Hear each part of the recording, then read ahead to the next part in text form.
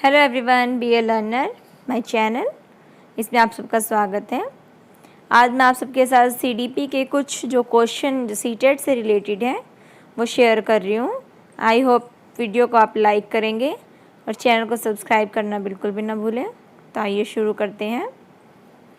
First question है, collar यह सिद्ध करना चाहता है कि सीखना एक ऐसी स्थिति है जिसमें व्यक्ति पशु से श्रेष्ठ है, स्वायत्त यादृच्छिक क्रिया है, संज्ञानात्मक संकार्य है, पारिस्थिति के विभिन्न जो अंग हैं उनका प्रत्यक्षीकरण है। तो ऑप्शन सी है जो वो सही है, संज्ञानात्मक संक्राय है। कॉलर का सिद्धांत क्या है कि सीखना जो है वो संज्ञानात्मक संक्राय है। क्रिया प्रस्तुत अनुकूलन जो सिद्धांत है उसका प्रतिपादन किसने किया था? उसका प्रतिपादन किया था स्किनर जी ने। Pavlov, Skinner, Thorndike, Kohler. Skinner ji ने क्रिया प्रस्तुत अनुकूलन सिद्धांत जो है दिया था। मिरर ड्राइंग परीक्षण निम्न में से किसके मापने के लिए प्रयुक्त होता है? व्यक्तिगत बुद्धि को मापना, अधिगम, नैतिकता। सी ऑप्शन ठीक है। अधिगम जो है उसको मापने के लिए मिरर ड्राइंग जो परीक्षण है वो किया जाता है। थॉर्नडाइक ने अपने सिद्धांत को किस शीर्षक से सिद्ध किया था? संज्ञानात्मक अधिगम, अधिगम का प्रयास और भूल, संकेत अधिगम, स्थान अधिगम। तो अधिगम का जो प्रयास और जो भूल का सिद्धांत है वो थॉर्नडाइक ने दिया था। निम्न में से कौन मनोवैज्ञानिक जो भाषा जो विकास है उससे संबंध हैं? भाषा विकास किससे संबंधित है? पावलोव से, बीने से, चॉम्स्की से, मास्लो से। तो भाषा जो विकास है वो चॉम्स्की से संबंधित है। संकलनात्मक जो परामर्श है के जन्मदाता कौन है? विलियमसन, थॉर्न, रोजर, कोई नहीं। थॉर्न जो है वो संकलनात्मक परामर्श के जन्मदाता हैं। किंडरगार्टन जो विधि है उसका प्रतिपादन किसने किया था? कुक, फ्रॉबल, मॉन्टेसरी, डाल्टन जो है इसका फ्रॉबल ने किया था। किंडरगार्टन जो विधि है उसका प्रतिपादन। डिसलेक्सिया संबंधित है। मैंने इससे रिलेटेड वीडियो बनाई हुई है जो बच्चों में जो प्रॉब्लम होती हैं, तो आई होप आप उसको भी पसंद करेंगे और देखेंगे। लेखन से संबंधित, पढ़ने से संबंधित, गणितीय कौशल से संबंधित, वाक क्षमता से संबंधित। तो इसका भी ऑप्शन ठीक है, पढ़ने से संबंधित जो है डिसलेक्सिया है। छात्र के अवांछित जो व्यवहार है उसको संशोधित करने के लिए, उसमें सुधार करने के लिए सबसे प्रभावी विधि कौन सी है? उसके जो माता पिता हैं उनको सूचित करना चाहिए, छात्र को दंडित करना चाहिए या उसे नज़रअंदाज करना चाहिए। अवांछित जो उसने जो व्यवहार किया है, जो व्यवहार कर रहा है, उसके जो कारण हैं उनका पता लगाना चाहिए और जो उपचार है उसका सुझाव देना चाहिए। तो ऑप्शन डी करेक्ट है। उसका जो व्यवहार है, उसके जो कारण हैं, सबसे पहले टीचर को उसका पता करना चाहिए और फिर उपचार का सुझाव देना चाहिए। अधिगम का पठार है। अधिगम की समाप्ति, अधिगम में अवरुद्ध वर्धन, अधिगम में दोष, अधिगम में अवरोध। अधिगम का जो पठार है वो है अधिगम में अवरुद्ध वर्धन। निम्नलिखित में से कौन सा विस्मृति जो है उसका कारण नहीं है? सीखने में कमी, स्मरण करने की इच्छा, मानसिक द्वंद्व, सीखने की दोषपूर्ण विधियाँ। तो इस सब में कमी बताई गई है। सेकंड ऑप्शन ठीक है, स्मरण करने की जो इच्छा है वो विस्मृति का कारण नहीं है। जो संबंध स्किनर का चूहों से, थॉर्नडाइक का बिल्ली से था, वही संबंध कॉलर का किससे था? कॉलर ने किस पे प्रयोग किया था? बंदर पर, कुत्तों पर, मुर्गी पर, वनमानुष पर। कॉलर ने किया था वनमानुष पर। अधोलिखित में गणित संबंधी अधिगम जो अक्षमता है उसका कौन सा जो पद है परिभाषित करता है?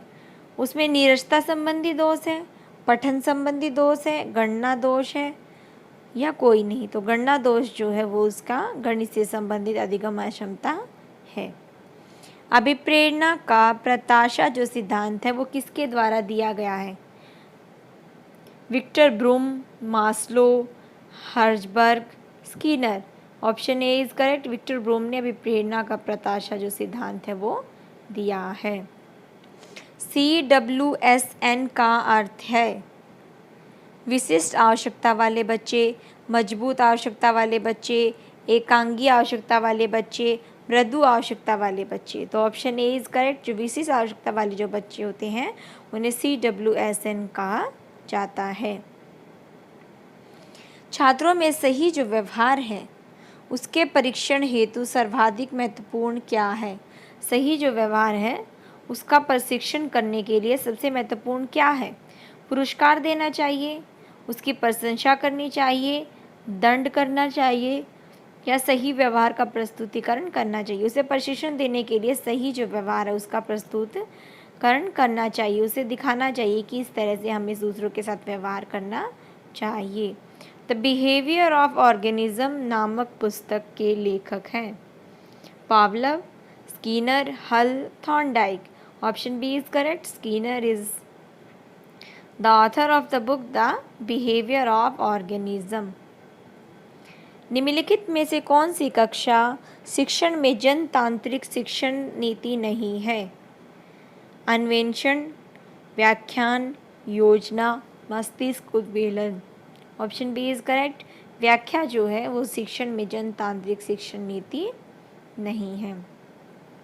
हम करके सीखते हैं, ये किसने कहा था? डॉक्टर मैस ने, यॉकम ने, स्पेंशन ने, कॉलेस्निक ने।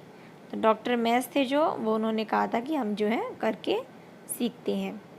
एक बालक काली गाय, काला कुत्ता, काली जो वस्तु है उसको देख के डरने लग जाता है।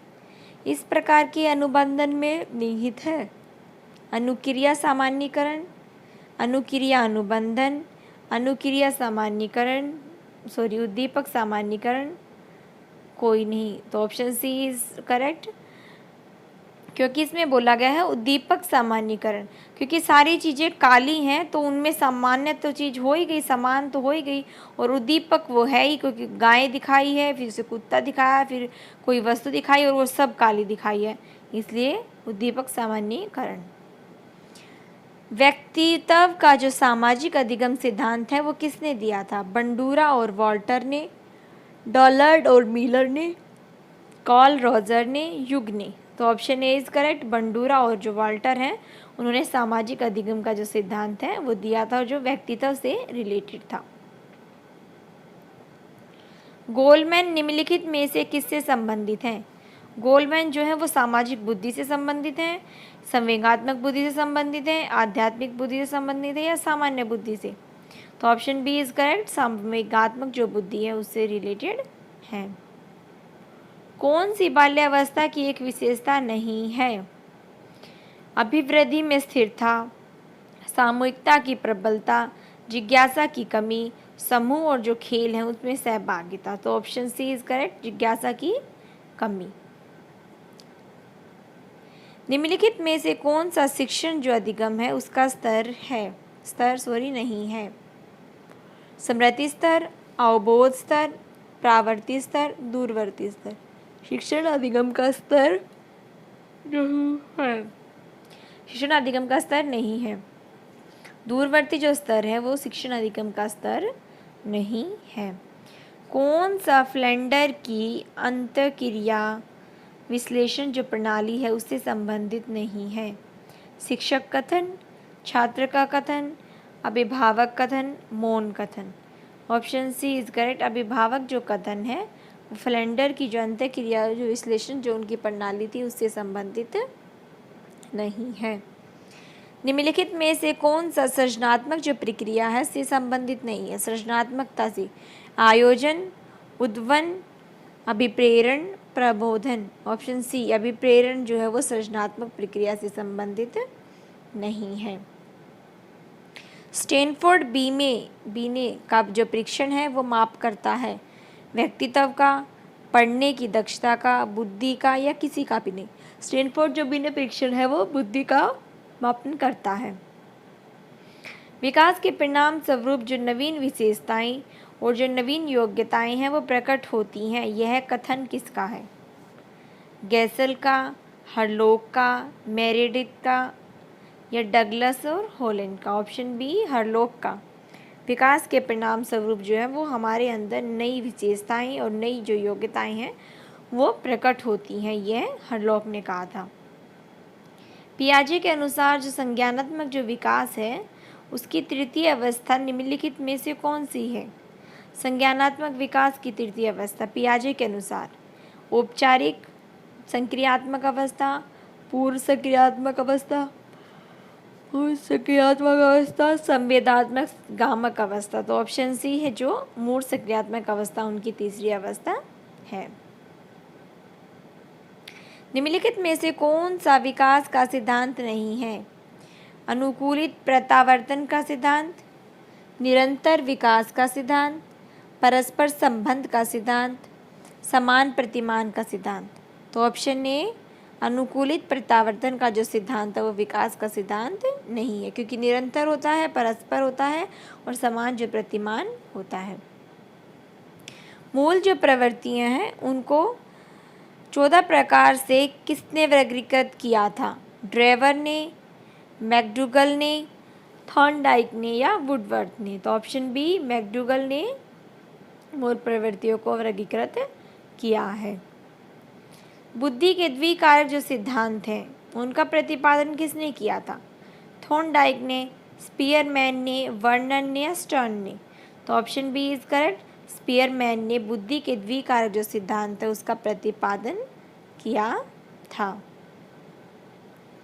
ग्रंथियों के आधार पर व्यक्तित्व के विभिन्न जो प्रकार हैं उनकी चर्चा किसने की थी?